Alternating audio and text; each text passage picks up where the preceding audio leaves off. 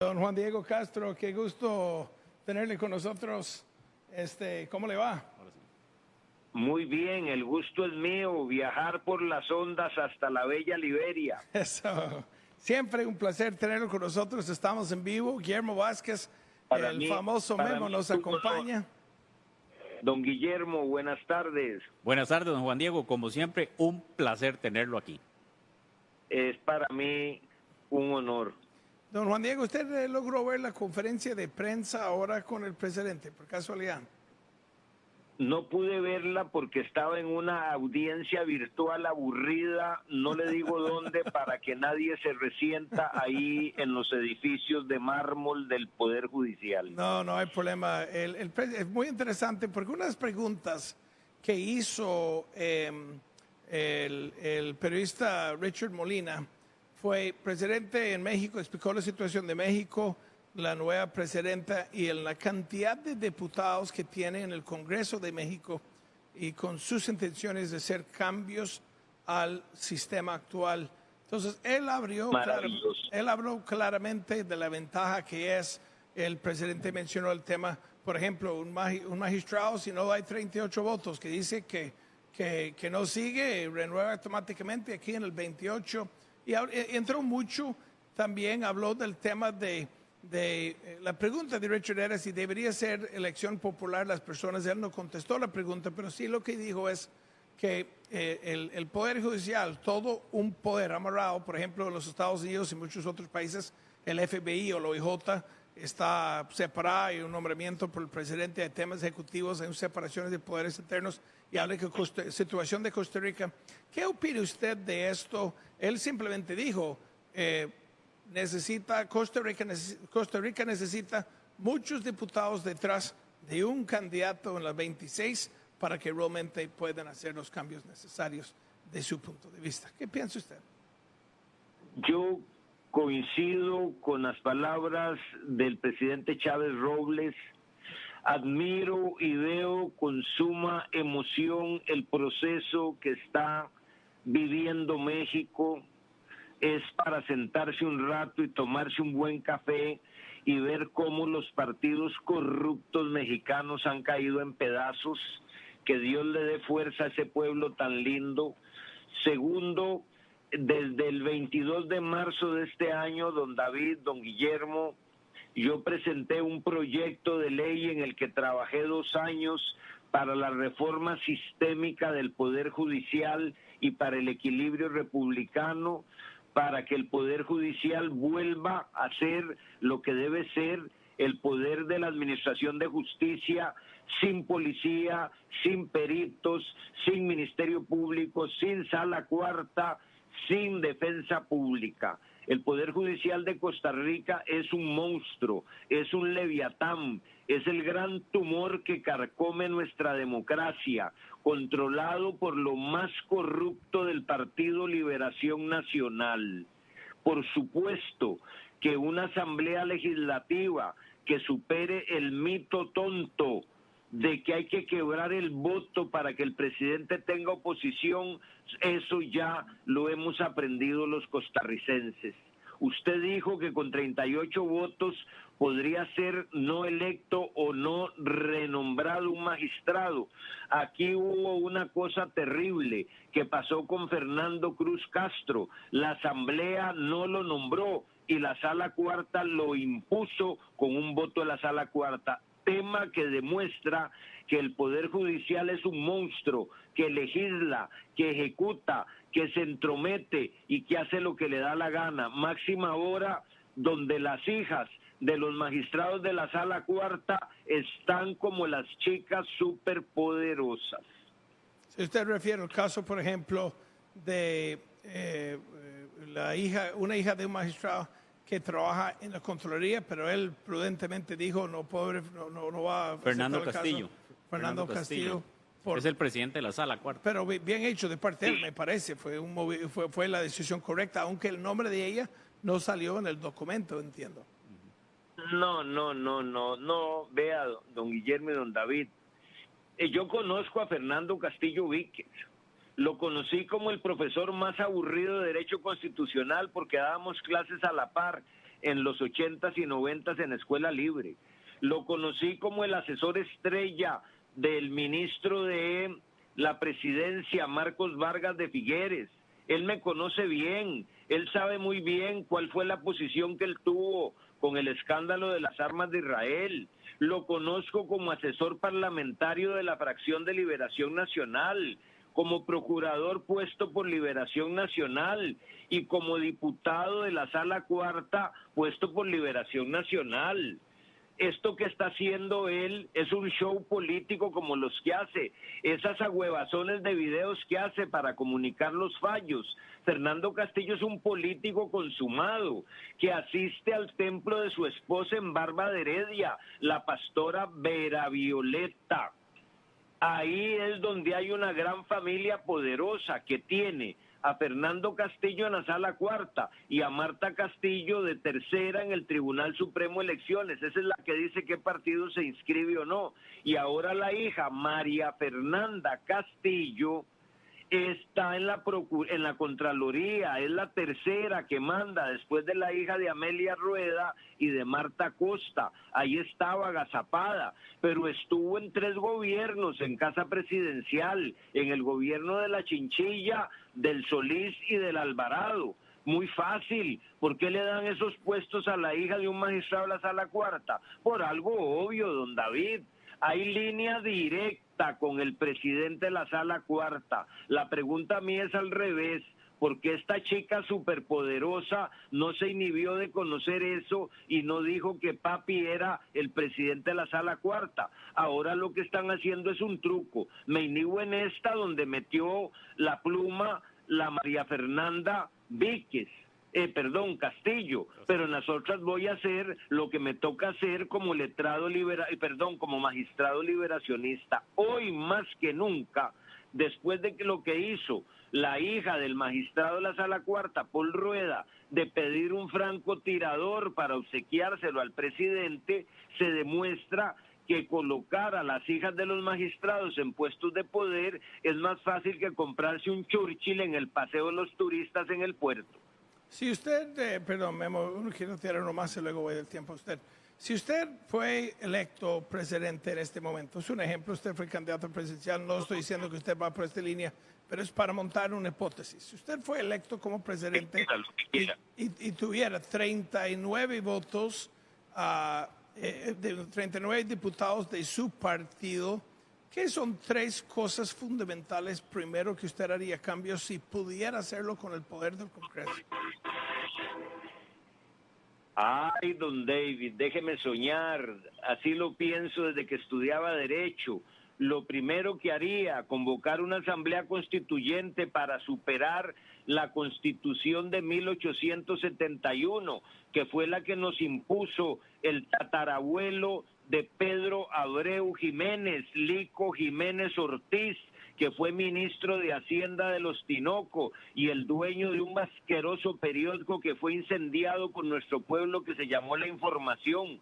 Lico Jiménez saboteó con sus amigotes en la constituyente, la constitución socialdemócrata que intentaron los revolucionarios y los intelectuales de aquella época. La constitución nuestra tiene 1,5 siglos. Por eso el país está en manos de una casta codiciosa, de una prensa canalla y de los partidos corruptos. No hay remedio. Vea lo que ha pasado con el referéndum, vea cómo se eligen los magistrados. Por supuesto que habría que tener elecciones para los jueces, los magistrados y los fiscales, pero aquí la democracia, don David y don Guillermo, solo nos la permiten los partidos corruptos 12 horas cada 4 años. Es imposible hacer lo que este país necesita. Yo me quedaría contento solo con cambiar la Constitución y que nuestro pueblo aprenda, entienda que no podemos seguir creyéndole a los sinvergüenzas, a los egoístas y a los codiciosos que nos controlan desde hace 1,5 siglos. Muy bien, gracias, don Juan Diego. Tengo una pregunta. En este caso, la consulta que hace la Contraloría respecto a la constitucionalidad del referéndum no sé, me deja un sinsabor de que siendo juez y parte tenga consultas de constitucionalidad para sí mismo en el referéndum. Eso no le corresponde al tribunal y a la Asamblea Legislativa. ¿Por qué la Contraloría también haciendo consultas de constitucionalidad sobre el referéndum? No entiendo. Mire, porque la ley de la Contraloría se fue armando y haciendo, y vámonos al tiempo de Rafael Ángel Chinchilla, el papá de Laura Chinchilla, que fue el que hizo esa pirámide. Ahí hay mucha tela que cortar. La Contraloría se convierte en un chilillo que se puede usar en dos sentidos, para ayudarle a algunos que hacen las cosas y se ponen de acuerdo para las licitaciones y otras cosas y ocultar los grandes chorizos como cochinilla, etcétera, etcétera, etcétera, o para joder al gobierno que no es de la argolla de ellos.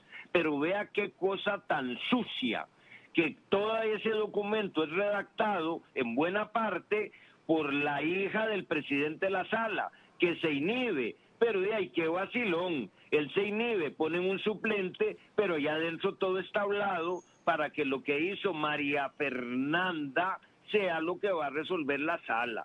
Todo esto es una trama que tiene un gran valor para la sociedad civil. Aprendamos quiénes son los que nos gobiernan y qué es lo que quieren seguir haciendo con la sociedad civil costarricense. Claro que a uno no le deja un sinsabor, no, le deja amarga la boca.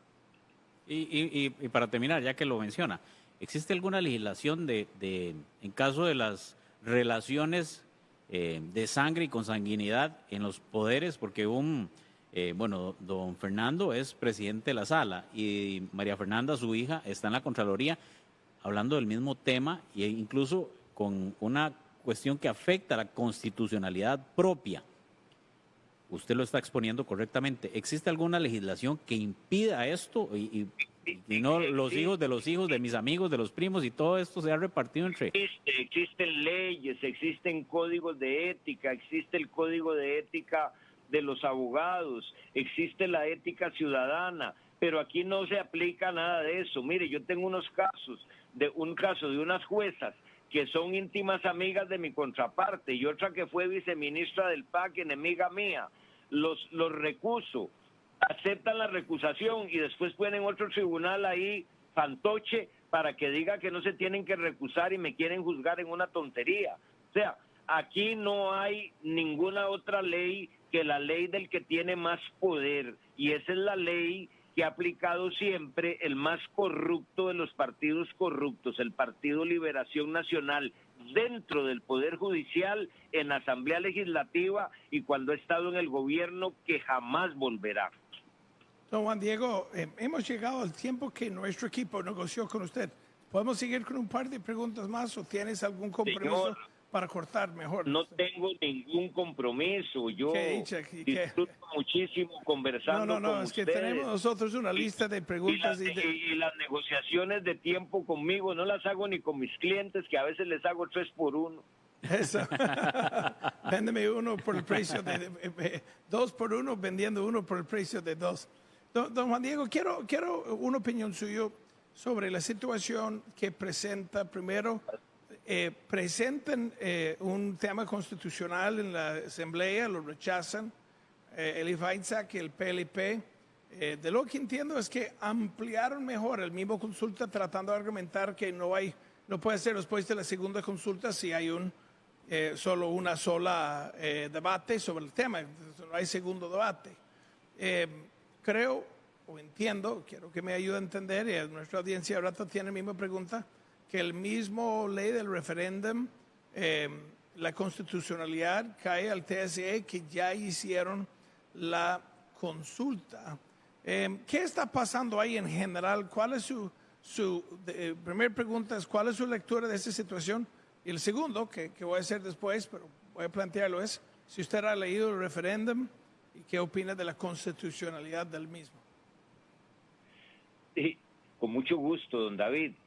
Vea, lo que aquí está en juego es lo que no vemos todavía con claridad, y es que se está probando que a nosotros nos dan la democracia gota a gota. Repito, 12 horas de democracia cada 4 años cuando son las elecciones.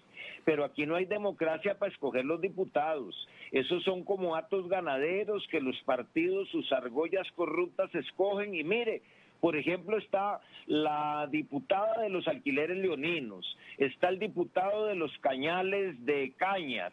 Todos son los representantes y ahí ponen algunos otros que les van repartiendo las migajas. O sea, desde la elección de Álvarez diputados, y Arias, en estos dos casos.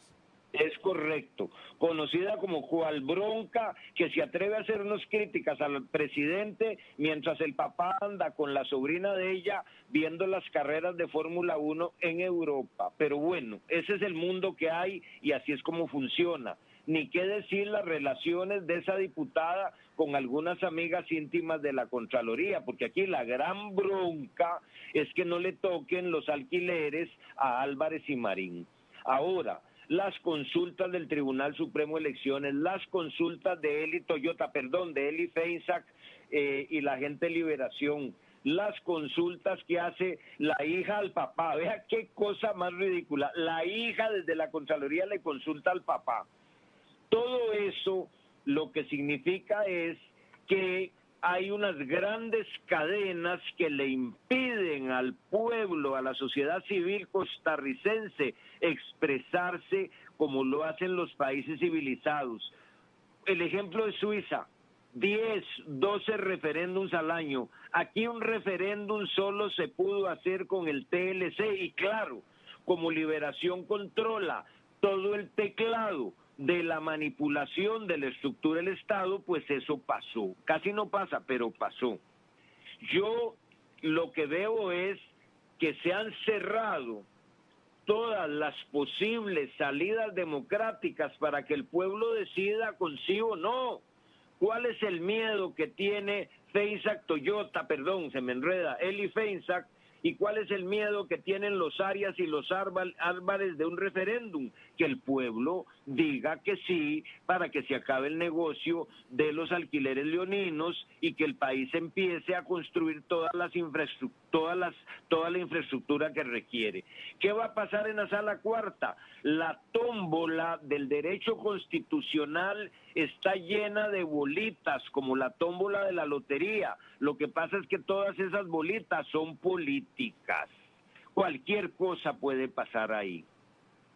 Entonces, ¿usted cree que el referéndum va a llegar a cabo y va a votar la Asamblea y van a darle al TLC el paso para que el pueblo pueda decidir, o de su lectura los tentáculos, para usar una palabra del presidente, lo van a pedir?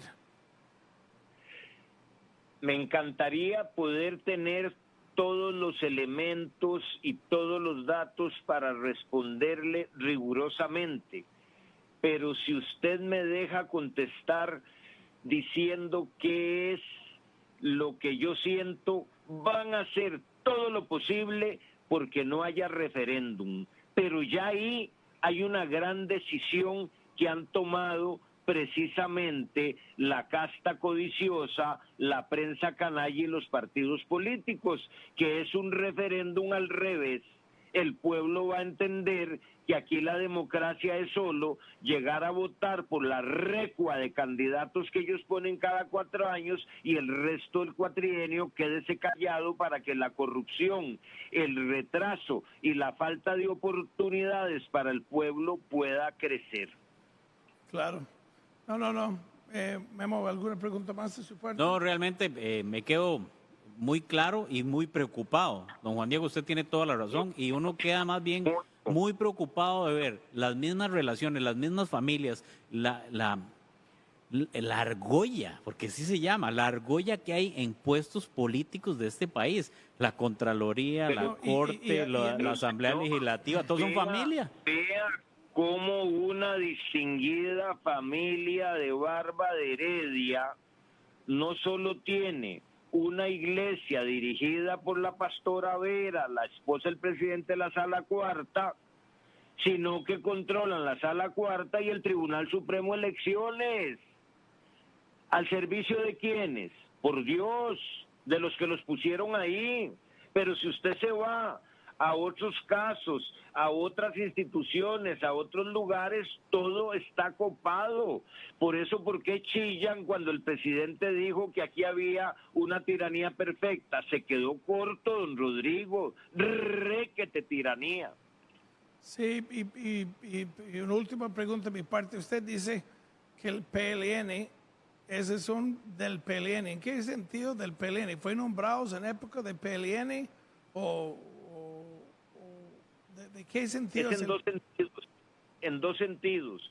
Fue nombrado con la concurrencia de los votos parlamentarios del PLN, pero él es de sangre verde, siempre fue liberacionista, asesor del ministro de la Presidencia Figueres, asesor parlamentario de liberación, de carrera liberacionista. O sea, no hay duda. Lo que pasa es que aquí vivimos en el país de la hipocresía y el cinismo. Aquí todo, yo hace años propuse que los jueces pusieran un menú en la entrada de su juzgado diciendo fulano de tal, liberacionista, de tal religión, no sé, el partido suyo, sapricista, soy bueno, tal no está cosa. hablando, sapricista yo no, pero adelante. Óigame, pero le voy a decir, los jueces no se inhiben. Para que usted pruebe que un juez es enemigo suyo, casi que tiene que traer un espiritista. Y usted sabe que es enemigo y que le va a hacer daño. Aquí no hay ética. Aquí el poder está mal repartido, porque la gente se lo gana en una rifa y se olvida que los costarricenses solo tenemos democracia 12 horas cada 4 años. Para ponérselo más fácil, 3 horas al año es la democracia de Costa Rica. Lo demás es un show para hacerle el gran favor a unos pocos.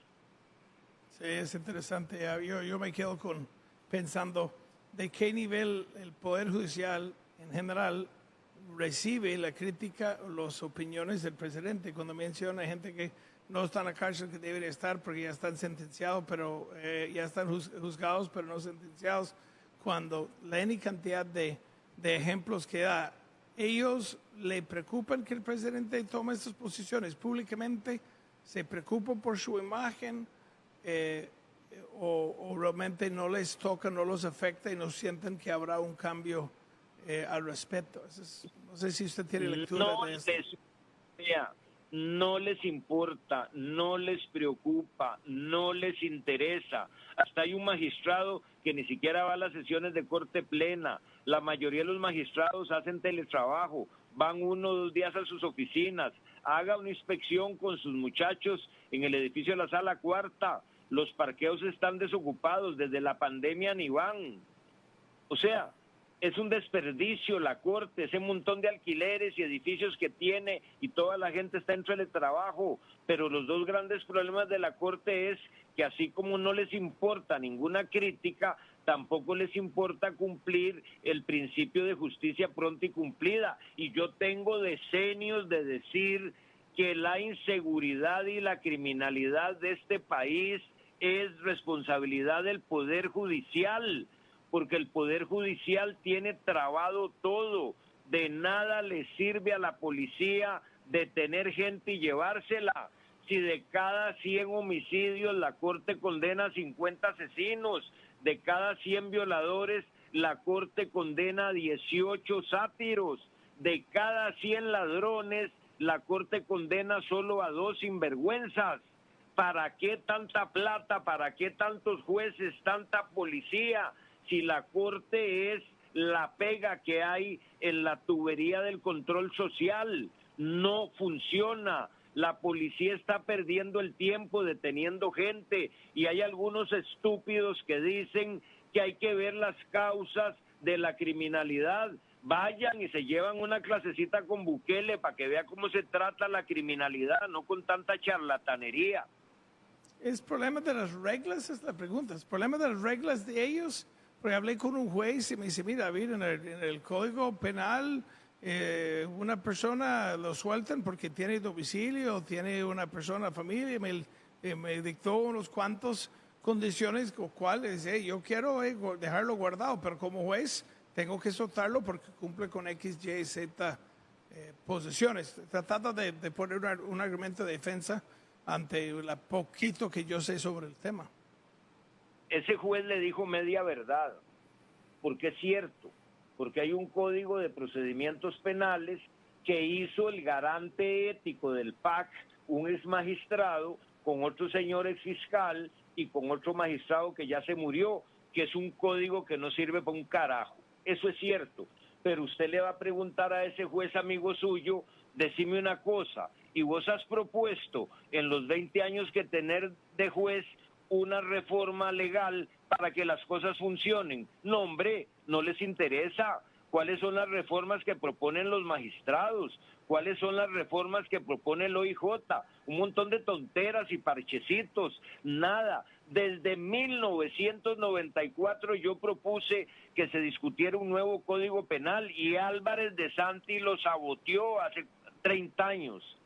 Entonces, no quieren que cambien las reglas, porque si ajustamos las reglas del Código Penal, que dice cuáles son los delitos y cómo se castigan, y del Código Procesal que dice cómo se hacen los juicios, pues obviamente iría más gente a la cárcel, entre esos algunos sinvergüenzas de los partidos corruptos, entonces no conviene. Pero no olvide, don David, que la criminalidad que hay aquí en los últimos años es obra y gracia de los dos gobiernos del PAC y de los dos exministros de seguridad,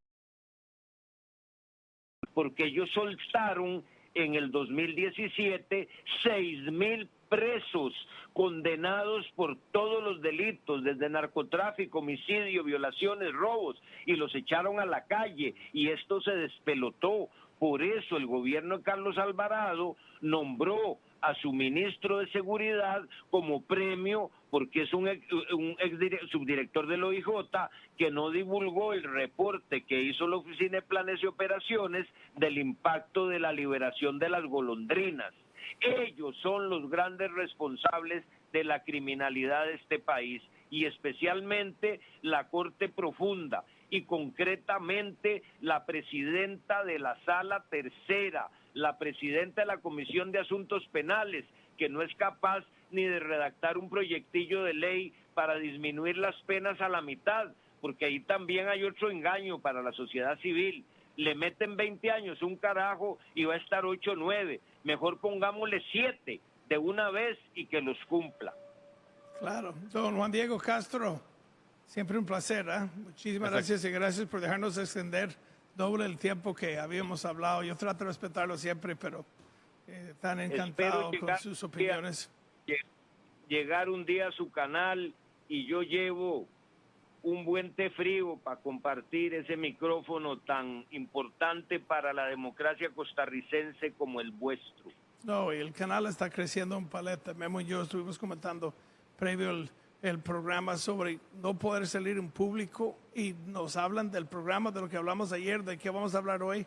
La gente están, pero nuestros redes como canal están top, yo diría por encima de cualquier otro medio, bueno, sin duda por encima de cualquier otro medio a nivel nacional, y nuestra audiencia es evidente. Entonces, muy agradecido nosotros también por este proyecto tan lindo. Y gracias por lo que hacen por nuestra sociedad civil. Ustedes son parte de esa pedagogía civil que estamos viviendo para conocer una patria que nos han escondido. Un día de estos publiqué yo un mapa un mapa de Costa Rica, donde dije que solo veíamos la 12ª parte, que es la tierra de nuestro país, y no vemos las otras 11ª partes, que es el mar, ni sabemos que la cordillera más grande de Costa Rica es la cordillera del Coco, submarina, con 800 kilómetros de largo. Eso nadie nos lo enseña, como no nos enseñan quiénes son los 4 grupillos que controlan el país y no dejan que los empresarios crezcan y que los trabajadores puedan desarrollarse. Eso es lo oculto de Costa Rica. No, yo soy tan tico que llego tarde a las reuniones por respeto. Así que... Eso es por... Don Juan Diego, un abrazo. De verdad, muchas gracias, Juan Diego. Mucho. Y siga también usted, que es una voz muy importante, que queremos oír su opinión. con todo gusto, y les agradezco muchísimo que compartan ese valiente micrófono con vuestro servidor. Gracias de verdad. Un abrazo.